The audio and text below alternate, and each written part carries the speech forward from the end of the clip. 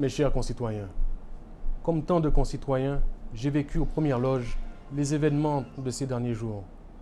En attendant que l'on puisse dresser un bilan des pertes en vies humaines et des dégâts occasionnés, j'adresse mes sympathies à celles et ceux qui ont perdu un être cher, à celles et ceux qui ont perdu leur emploi, qui ne savent pas encore comment ils vont pouvoir subvenir à leurs besoins et à ceux de leur famille, et qui ne savent pas encore comment ils vont envoyer leurs enfants à l'école, et aux entrepreneurs et créateurs d'emplois qui ont vu le fruit d'un dur labeur partir en fumée, ainsi qu'à toutes celles et ceux qui ont été victimes d'une façon ou d'une autre de ce climat de terreur.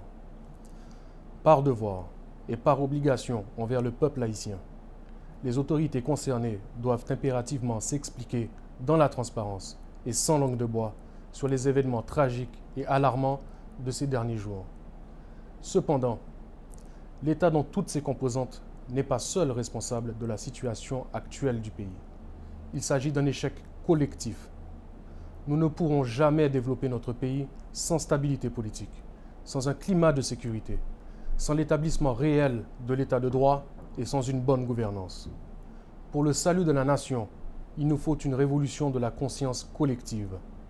Les intérêts individuels doivent enfin laisser leur place à l'intérêt général de la nation et du peuple haïtien. Leaders politiques, leaders de la société civile, membres du secteur privé des affaires, peuple haïtien dans son ensemble, nous avons tous aujourd'hui rendez-vous avec l'histoire et elle ne manquera pas de nous juger sur les décisions que nous prendrons à un moment aussi critique. Car ce sont ces résolutions et ces décisions qui vont façonner l'avenir collectif de notre nation, de notre peuple et de notre jeunesse.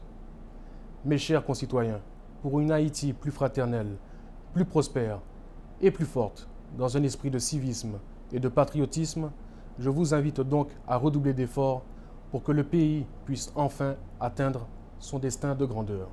Merci.